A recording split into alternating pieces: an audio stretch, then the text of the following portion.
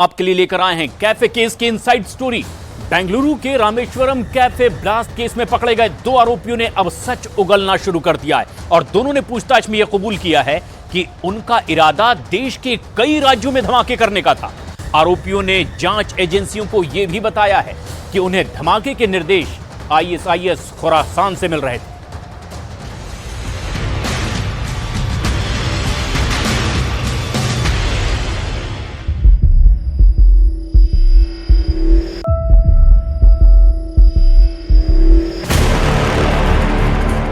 मार्च 2024 बेंगलुरु।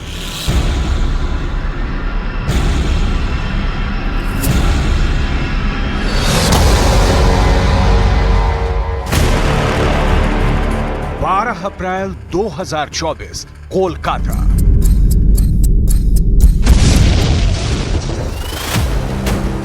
एक महीने 11 दिन बाद आखिरकार रामेश्वरम कैफे का मुख्य आरोपी और साजिशकर्ता दोनों को एनआईए ने गिरफ्तार कर लिया।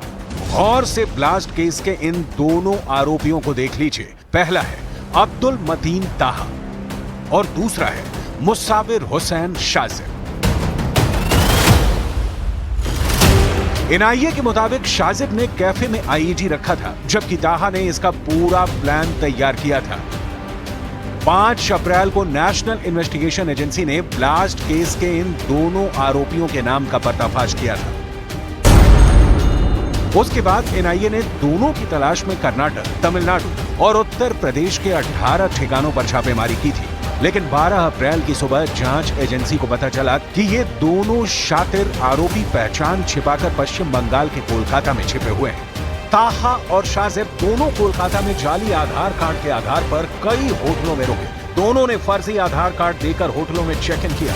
दोनों ने छिपने के लिए हिंदू नाम से बनाए गए आधार कार्ड का इस्तेमाल किया। कोलकाता में ड्रीम गेस्ट हाउस में चेक इन करते वक्त काउंटर पर का वीडियो सीसीटीवी में कैद हुआ है। एज पर जैसी होता है वो आता है, आए और लिखा है, पेमेंट किया, अपना रूम में चला गया। इतना ही तक हम लोग जानते हैं। और गतिविधि के बाद जो बता रहे वो अपना जाते थे, खाना उना लाने जाते थे अपना, बस इतना ही तक हम लोग जानते थे। जब हम लोग के इधर इन्वेस्टिगेशन एनआईए के आदमी आए थे जब, तो उस टाइम में हम लोग को नहीं बताया उन लोग क्या है नहीं है। आए डायरेक्ट हम लोग से पूछे जो आपका रजिस्टर चेक करना है। हम लोग आए तो हम लोग कहाँ से आए, तो बोले हम लोग इससे आए, एनआईए से आ रहे हैं। एनआईए एक्शन में आई और दोनों को फरार होने से पहले दबोच लिया। 29 मार्च से दोनों पर 10 लाख रुपए का इनाम घोषित था। दोनों की तलाश के लिए जगह जगह वांटेड के पोस्टर भी चिपकाए गए थे। ताहा और शाजिब की गिरफ्तारी में सिर्फ एनआईए की भूमिका नहीं है, बल्कि इसमें Paschim Bengal police, Kerala police, Karnataka police और तेलंगाना पुलिस की भी भूमिका है। राज्य पुलिस और साथ ही साथ केंद्रीय जांच एजेंसी की बेहतर तालमेल से इन दोनों की गिरफ्तारी हो सकी है। फिलहाल दोनों एनआईए के कब्जे में हैं और एनआईए इनसे रामेश्वरम कैफे ब्लास्ट मामले में हर एक राज उगलवा रही है। अब्दुल मतीन ताहा और मुसाविर हुसैन शाजिब दोनों ही शिवमोगा जिले के तीर्थहल्ली के रहने वाले हैं। मुसाविर हुसैन शाजिब ने ही कैफे में आईईडी रखा था और अब्दुल मतीन ताहा विस्फोट की योजना बनाने, उसे अंजाम देने और उसके बाद कानून के शिकंजे से बचने का मास्टरमाइंड है। आरोपी ताहा तमिलनाडु के पुलिस इंस्पेक्टर के विल्सन की हत्या के मामले में भी वांटेड था।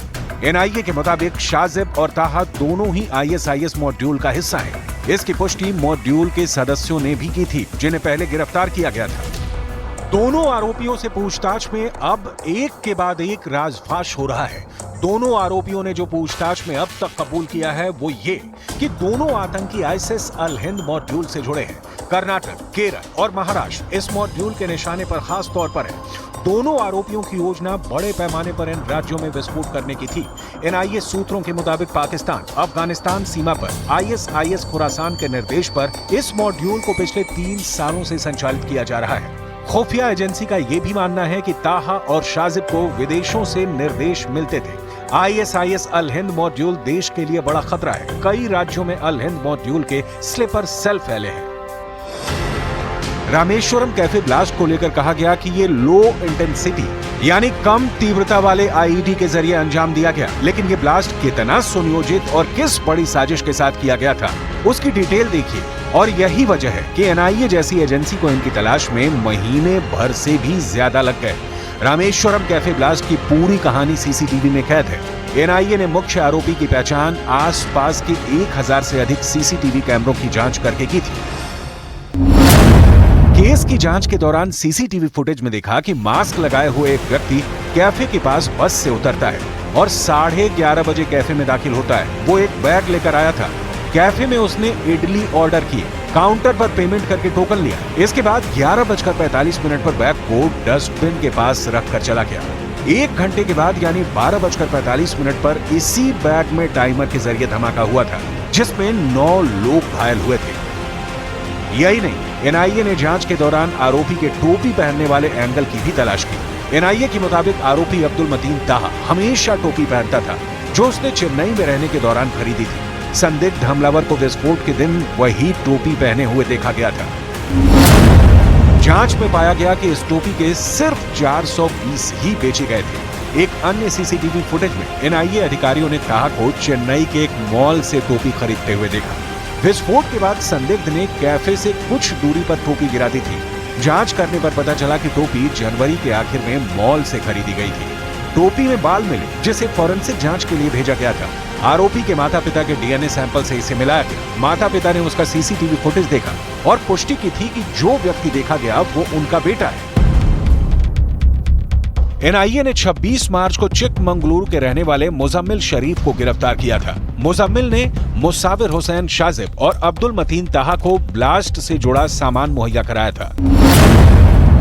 मुजम्मिल को पकड़ने के लिए एनआईए ने 3 राज्यों कर्नाटक, तमिलनाडु और उत्तर प्रदेश में छापेमारी की। तलाशी के दौरान कुछ कैश के साथ डिजिटल डिवाइस भी जब्त किए गए थे।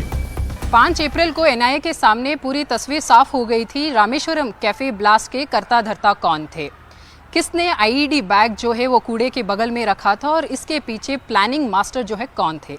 मगर मुश्किलें एनआईए के लिए तब बढ़ गई जब अब्दुल मतीन ताहा और शाजिब जो है वो एनआईए के पकड़ में नहीं आ रहे थे, जिसके लिए एनआईए ने कई जगहों पर छापेमारी की और जितने भी संभव सूत्र थे सबको खंगालने की कोशिश भी की।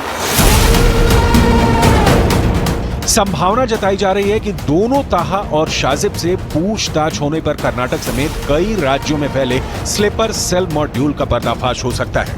ये भी कहा जा रहा है कि हो सकता है कि आरोपी विदेशी हैंडलर के भी संपर्क में थे, जिससे उसे लगातार निर्देश मिल रहा था। हालांकि रामेश्वरम कैफे ब्लास्ट में जिस आईसिस मॉड्यूल के इस्तेमाल होने की बात कही जा रही है, उसका पूरा सच सामने आना अभी बाकी है।